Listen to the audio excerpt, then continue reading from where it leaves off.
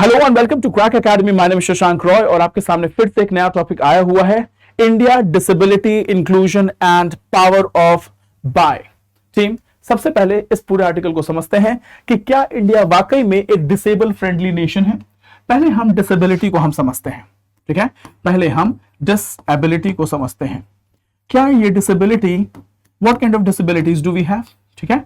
Disabilities के हम तरीके को देखें तो हमें पता चलेगा कि disability can be emotional, emotional, ये फिजिकल और मेंटल, यानी इमोशनल और मेंटल दोनों में एक आ जाएंगे। तो फिजिकल, इमोशनल और मेंटल डिसेबिलिटी की बात कर रहे हैं।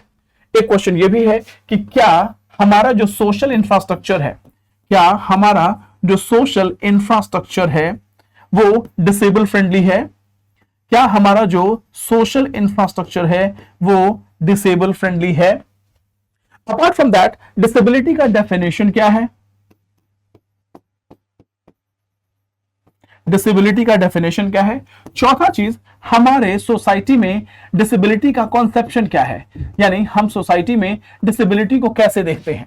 डिसेबिलिटी को हम कई बार पूर्व जन्म का पाप भी कहते हैं। ये तो पूर्व जन्म का पाप है, माँ बाप का किया हुआ जो है वो बच्चे के ऊपर आता है, इनकी औलाद ही खराब होती है, जो जैसा करोगे वैसा बोगे, ये पूर्व जन्म का पाप है, तुम्हें झेलना पड़ेगा, कर्मा है, बहुत सी चीजें। यहां तक कि हम भगवान से भी दुआएं मांगते हैं, बोलते हैं अंधन को आंख दे, कोढ़न को काया, और इस तरीके के हम भजन करते हैं। सो यहां पे डिसेबिलिटी को मैं समझाना चाहता हूं कि डिसेबिलिटी के पीछे एक रिलीजियस माइंडसेट भी है, एक रिलीजियस टोन भी है। और India is not a disable friendly country, ठीक है। इंडिया के स्कूल्स की बात बोले, इंडिया के कॉलेजेस की बात बोले तो कहीं भी आपको डिसेबल फ्रेंडली सोशल इंफ्रास्ट्रक्चर नहीं देखने को मिलेगा।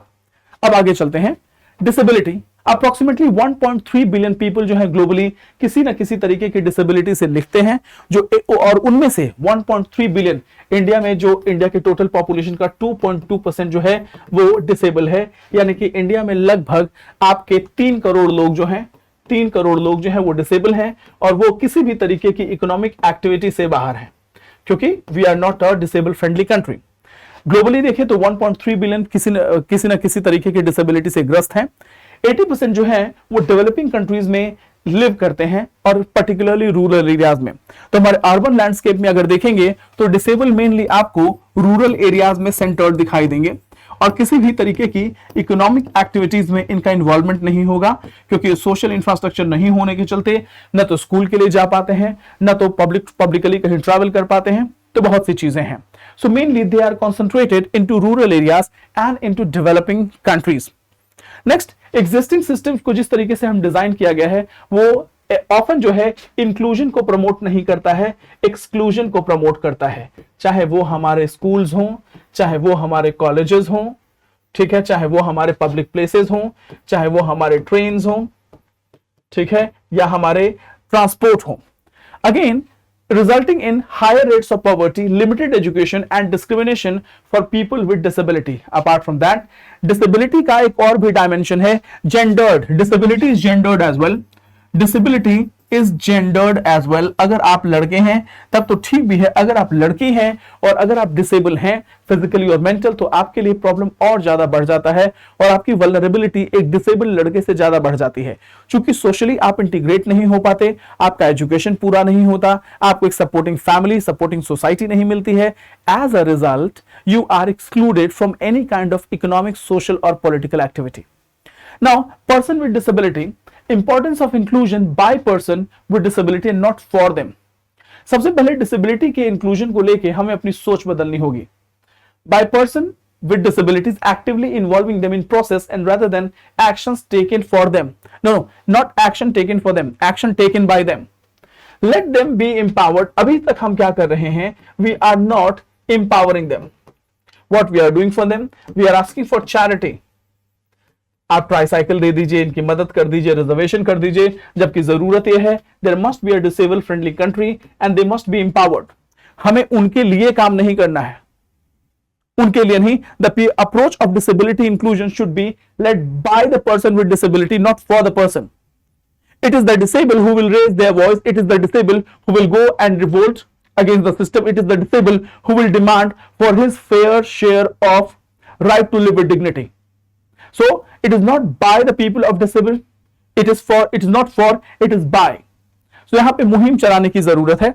दूसरा, इकोनॉमिक पोटेंशियल ऑफ इंक्लूजन की बात करते हैं। अगर इंडिया की बात बोले तो लगभग आपके 2.8 करोड़ लोग अगर इंडिया में हैं, और उनको अगर हम इकोनॉमी में अगर हम इंटीग्रेट कर लें, एजुकेशन में इंटीग्रेट कर लें, उनको स्किल दे दें, तो कम से कम 3 से 7% जीडीपी में कंट्रीब्यूशन होगा, according to international labour organisation. Now the right to equal treatment at opportunity at work is essential for fostering inclusion, और ये हमारे फंडामेंटल राइट का हिस्सा है। ये आपके आर्टिकल 14 का भी हिस्सा है, ये आपके आर्टिकल 15 का भी हिस्सा है, आपके आर्टिकल 19 का हिस्सा है, आपके आर्टिकल 21 का हिस्सा है। ये आपके preamble justice social economic political में कहा गया है, justice social economic and political में ये बात कही गई है। आपके directive principle of state policy article 38 में भी ये बातें कही गई हैं। तो क्वेश्चन ये है कि अगर ये सारी बातें कही गई हैं तो क्या हमने वाकई में इंप्लीमेंट किया है?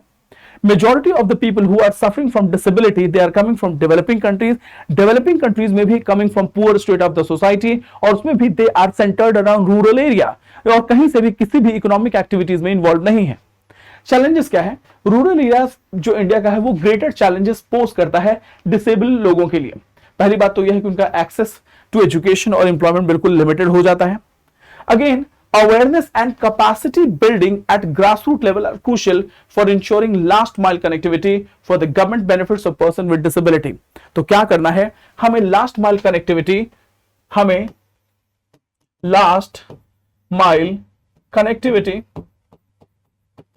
और क्या करना होगा? लास्ट माइल कनेक्टिविटी के अलावा कैपेसिटी बिल्डिंग पे ध्यान देना होगा, कैपेसिटी बिल्डिंग पे ध्यान देना होगा।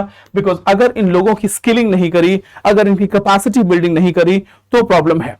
नाउ क्वेश्चन ये है कि क्या ये सारी रिस्पॉन्सिबिलिटी गवर्नमेंट की है, और should there be a role played by the private sector as well as a social responsibility? क्या है? प्राइवेट सेक्टर की अगर बात बोले तो की रोल प्ले कर सकता है एम्प्लॉयमेंट को प्रमोट करने के लिए with person with disability. Engaging employers, federations and trade union is essential to build confidence and support for hiring and retaining workers with disability.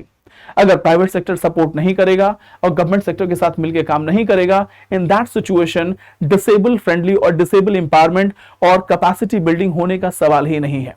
So this is it in this article. अभी देखते हैं spark project government of international labour organisation ने launch किया है। Spark project जिसको ILO, IFAT ने launch किया है। इनका पर्पस क्या है कि पर्सन विद डिसेबिलिटीज को डिसेबिलिटी इंक्लूजन फैसिलिटेटर्स के तौर पे जाना जाए। हमारे यहां प्राइम मिनिस्टर मोदी ने इसी को दिव्यांगजन कहा है। प्राइम मिनिस्टर मोदी ने इसी को दिव्यांगजन कहा है। ये डिवाइन लोग हैं, disability inclusion facilitator. Team note कर लीजिए, दिव्यांगजन is equal to disability inclusion facilitator. ये कब बनेंगे? जब आप एक डिसेबल पर्सन को स्किल्ड करेंगे, एजुकेशन देंगे और कैपेसिटी बिल्डिंग करके उन्हें अपने पैरों पे खड़ा होना सिखाएंगे। इनको they raise awareness, identify women with disabilities, integrate them with self help group for social and economic development. तो यहां पे सिविल सोसाइटी का और सेल्फ हेल्प ग्रुप का इंटीग्रेशन करना है। नाउ डिसेबिलिटी इंक्लूजन फैसिलिटेटर्स ये काम करेंगे, लोगों में अवेयरनेस फैलाएंगे, सेल्फ हेल्प ग्रुप का मदद लेंगे, सिविल सोसाइटी का मदद लेंगे, और इस तरीके से इनका इंक्लूजन हो पाएगा। एक फंडामेंटल शिफ्ट की जरूरत है, हमारे सोचने के तरीके में बदलाव की जरूरत है, हमारे नजरिए में बदलाव की जरूरत है। सोशल जस्टिस को प्रमोट करना होगा और उसके लिए डिसेबल लोगों को हमें डेवलपमेंट के स्फीयर में लाना होगा। Whenever we go for the development plan, we have to ensure कि disabled person must be at the center of all the schemes and priorities जो हम social sector के लिए बना रहे हैं। उनके एडवांसमेंट के लिए यह जरूरी है, और इसीलिए we have to integrate the need and aspiration of disable people in India. जो भी हम पंचायत लेवल पे, अर्बन लोकल बॉडीज के लेवल पे, डिस्ट्रिक्ट लेवल पे, स्टेट लेवल पे और नेशनल और इंटरनेशनल लेवल पे जो कुछ भी कर रहे हैं, उनमें डिसेबल लोगों के एस्पिरेशन और नीड्स को इंटीग्रेट करने की जरूरत है। तो कंक्लूजन ये है कि अगर इंडिया को एक डिसेबल फ्रेंडली कंट्री बनाना है, इंडिया के 2.2 मिलियन पीपल को, 2.2% लोगों को जो कि डिसेबल है, अगर मेन स्ट्रीम इकोनॉमी में लेके आना है, तो आपको सबसे पहले डिसेबल फ्रेंडली इन्वायरमेंट क्रिएट करना होगा और मल्टी स्टेक होल्डर सपोर्ट लेना होगा। It's not only government responsibility, ये आपके प्राइवेट प्लेयर की भी रिस्पॉन्सिबिलिटी है, हमारे सोसाइटी की रिस्पॉन्सिबिलिटी है। जेंडर सेंसिटिविटी और डिसेबिलिटी से रिलेटेड सेंसिटिविटी लोगों को में जगाने की जरूरत है। So this is it in this article. इसके साथ हम नए आर्टिकल के साथ मिलेंगे, तब तक के लिए thank you so much and wish you wonderful day ahead. जय हिंद, जय भारत।